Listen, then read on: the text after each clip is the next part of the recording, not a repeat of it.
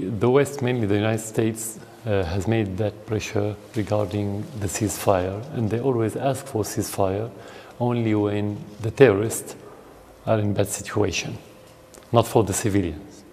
And they try to use those ceasefires in order to support the terrorists, bring them logistic supports, armament, money, everything, in order to re-attack and to become stronger again.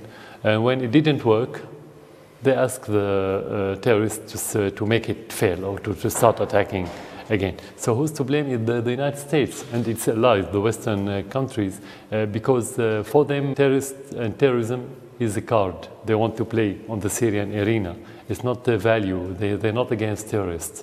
For them, supporting the terrorists is a war of attrition against Syria, against Iran, against Russia. That's how they look at it.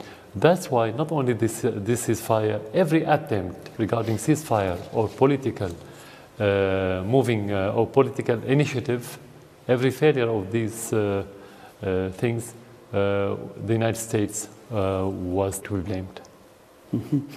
But which country supporting terrorism? Saudi Arabia, Qatar? Saudi Arabia, Qatar, Turkey, because they came through Turkey with the support of the government, direct support from the government. But directly? Direct support from the government, of course. With money or with armament? Let's say the endorsement, the green light first. Second, what they called American coalition, which is called, they called it international coalition, which is American.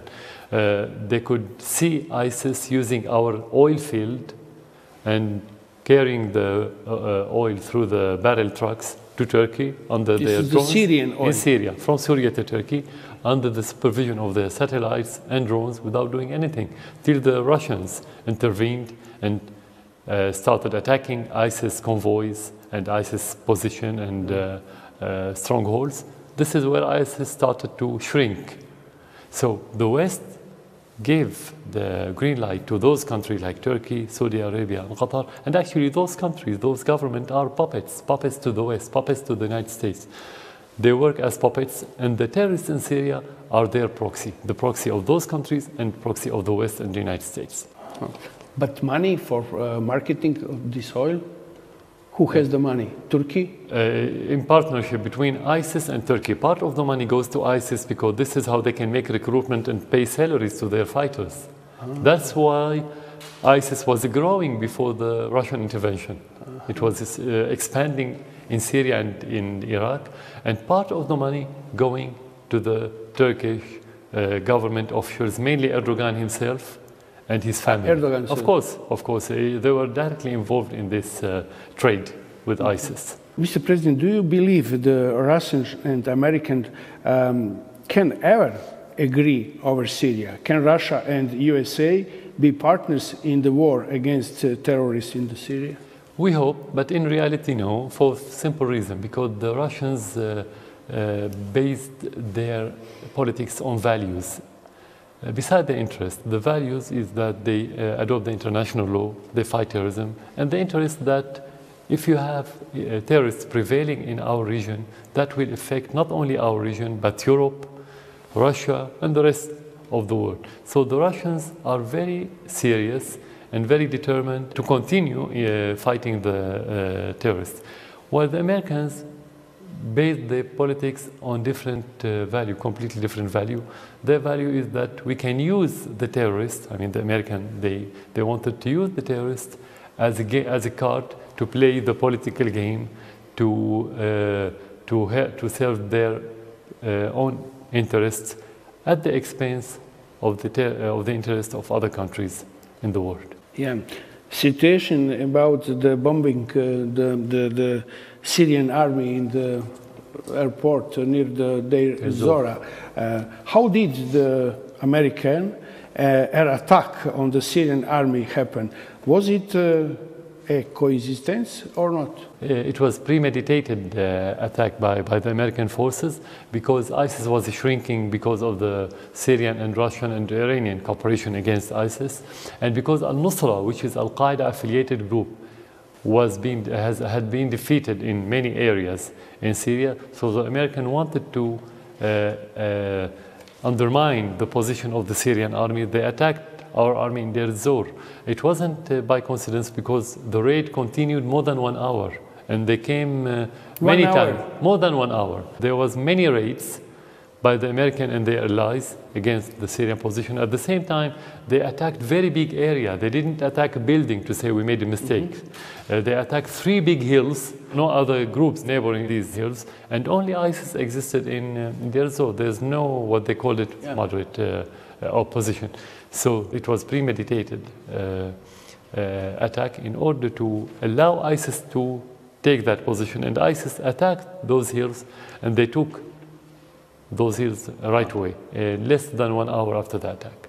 ISIS attacking Syrian position after American?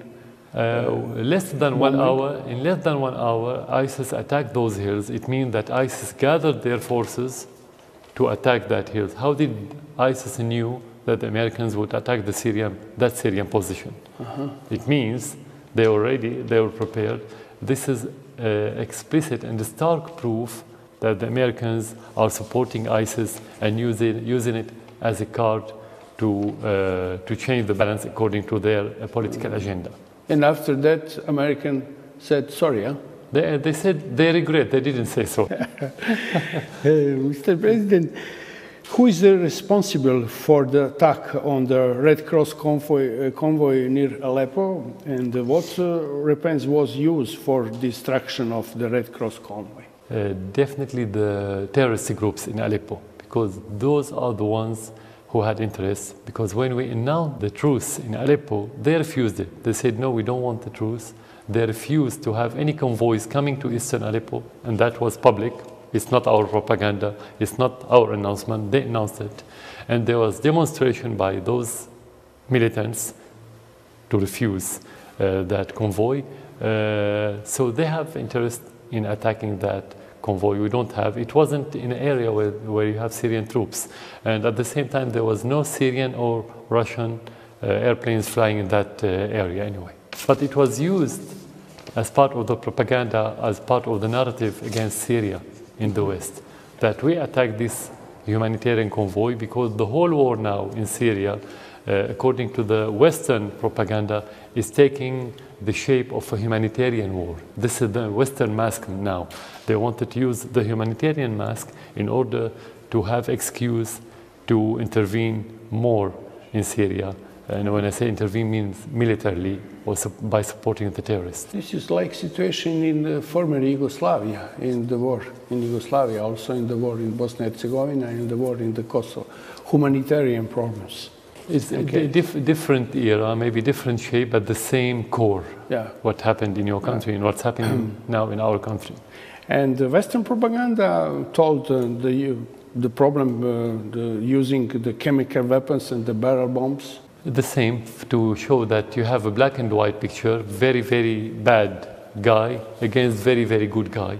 It's like the narrative of George W. Bush during the war on Iraq and on Afghanistan. So they wanted to use those headlines or those terms in their narrative in order to provoke the emotions of the public opinion in their countries. This is where the public opinion would support them if they wanted to interfere, either directly through their attacks, military attacks, or through supporting their proxies that are the terrorists in our region. I see the news the last days. The Amnesty International condemned the terrorist group for using the chlor, the chemical weapons in Aleppo. In Aleppo, exactly. That happened a few days ago. And actually, regardless of these chemical attacks, we announced yesterday that the terrorists killed during the last 3 days more than 80 civilians, innocent, in Aleppo, and wounded more than 300. You don't read anything about them in the Western mainstream media. You don't see it. You don't hear about it. There's nothing about them. They only single out some pictures and some incidents in the area under the control of the terrorists, just to use it for their political agenda in order to condemn and to blame yeah. the Syrian government. Not because they are worried about the Syrian. They don't care about our children or about innocence and about civilization, about infrastructure. They don't care about it. They are destroying it. But actually, they only care about using everything that would serve their vested interests. And now, your army, you are supreme commander of Syrian military forces. Your army now has not any chemical weapons. No, we don't. Since 2013, we gave up our arsenals. No, we don't have. But before that, we had never used it. I mean, when you talk about chemical weapons used by the government, means you're talking about thousands of casualties in one place in very short time. We never had this kind of incidents. Just allegations in the Western media. Yeah. Mr. President, when do you think of the Syrian war will end? When I always say less than 1 year is enough for you to solve your internal problem, because it's not very complicated internally. It's becoming more complex only when you have more interfering by foreign powers. When those foreign powers leave Syria alone, we can solve it as Syrian in few months, in less than 1 year. That's very simple. We can, but providing that there's no outside interference. Of course, that looks not realistic, because everybody knows that the United States wanted to undermine the position of Russia as a great power in the world, including Syria. Saudi Arabia has been looking how to destroy Iran for years now, and Syria could be one of the places where they can achieve that according to their way of thinking. So, but if we say that we could achieve that situation where all those foreign powers leave Syria alone, we don't have problem in solving our problem. How? First of all, by stopping the support of the terrorists by external countries like the regional ones like Turkey, Saudi Arabia and Qatar, and by the West, of course, mainly the United States. When you stop supporting terrorists in Syria, it won't be difficult at all to solve our problem. Mr. President, it is the truth that Syria is the last socialistic country in the Arabic world? Today, yes. I don't know about the future. How's it going to be? We are socialists, but of course not the closed type. Humanic socialism, because your government supporting the education with subvention and like the Swedish type socialism. I don't know a lot about the Swedish type, but let's say that in Syria we have open economy, but at the same time we have a strong public sector, and that public sector played a very important role in the understanding of the Syrian community and the government during the war. Without that public sector, the situation would be much more difficult. So we're still socialists, and I think the war proved that the socialism system is very important for any country.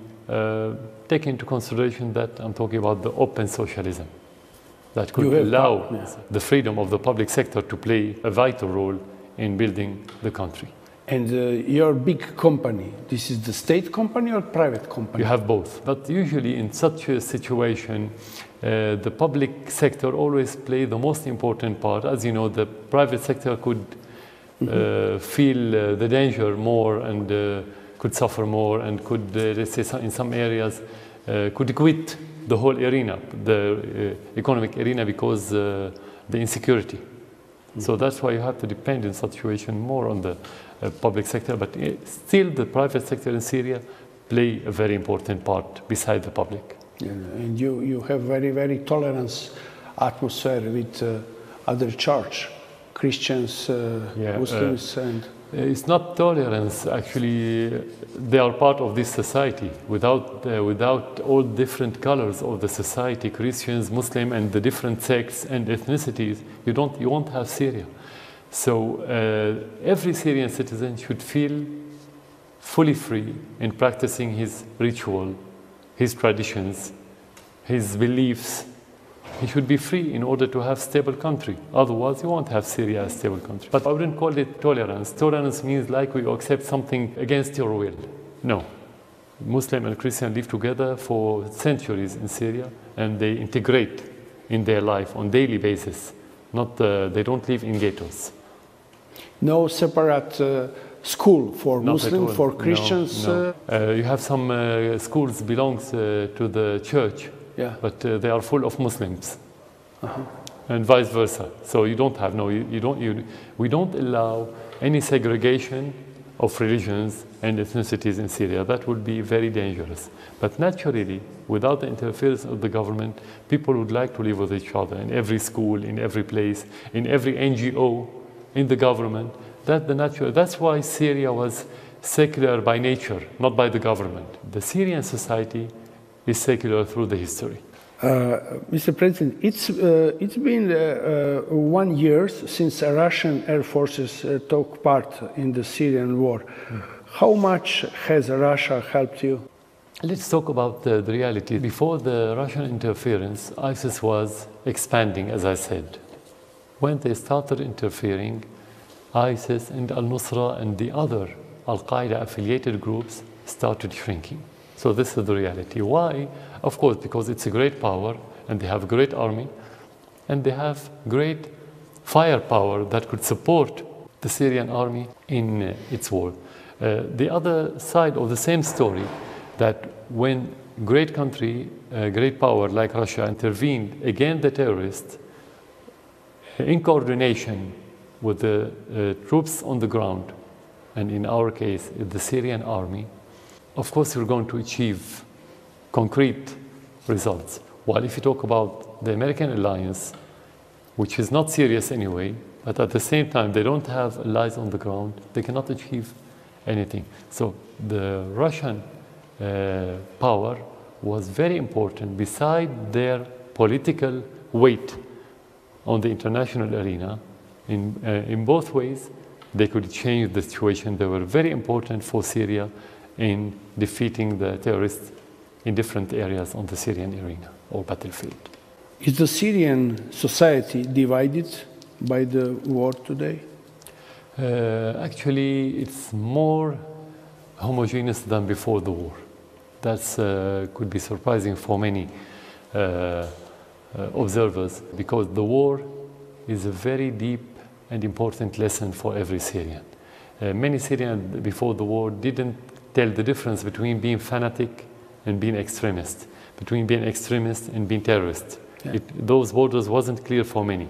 Because of the war, because of the destruction, because of the heavy price that affected every Syrian, many Syrians learned the lesson, and now they know that the only way to protect the country and to preserve the country is to be homogeneous, to live with each other, to integrate, to accept, to love each other.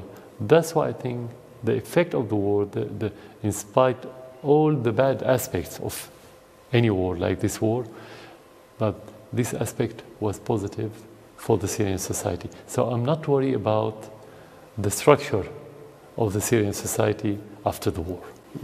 I think it's going to be healthy. Yeah. And the question about American presidential election, who would you like to win in USA president election, Trump or Hillary? I think in most of the world, the debate about these elections is who's better, Clinton better or Trump better. In Syria, the discussion who's worse, not who's better. So no one of them, I think, would be good for us, let's say. This first. Second, from our experience with the American officials and politicians in general, don't take them at their word. They're not honest. Whatever they say, don't believe them. If they say good word or bad word, if they were very aggressive or very peaceful, don't believe them.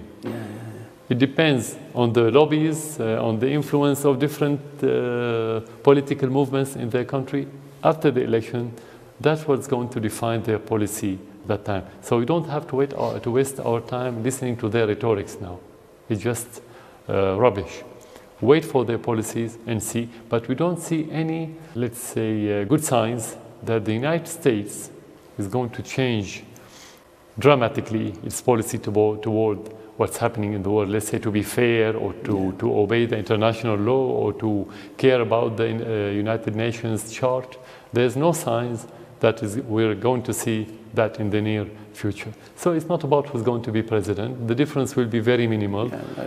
Each one of them is going to be allowed to leave his own fingerprint, just personal fingerprint, but doesn't mean change of policies. That's why we don't pin our hopes, we don't waste our time with it. Mr. President, the last question, relation between Serbia and Syria. Do you have any message for people in Serbia? Yeah, I think we didn't do what we have to do on both sides in order to make this relation in a better position before the war. Of course, the war will leave its effects on the relation between every two countries. That would be understandable. But we have to plan for the next time, because your country suffered from external aggression that led to the division of Yugoslavia, and I think the people are still paying the price of that war. Second, the war in your country has been portrayed in the same way as a humanitarian war, where the West wanted to intervene in order to protect certain community against the aggressors from the other community. So many people in the world believe that story. The same in Syria, they use the same mask, the humanitarian mask. Actually, the West doesn't care about your people, they don't care about our people, they don't care about anyone in this world, they only care about their own vested interests. So I think we have the same lessons, maybe different area, talking about 2 decades difference, maybe different headlines, but actually the content is the same. That's why I think we need to build more relations in every aspect, cultural, economy, politics, in order to strengthen our position, each country in his region. But Syrian government, you and Syria state, supporting Serbia in the problem of the Kosovo? We did. Although the Turkish wanted to use their influence for Kosovo, in Kosovo's favor, but we refused. That was before the war, that was 7 or 8 years ago, and we refused. In spite of the good relation with Turkey at that time, we supported Serbia.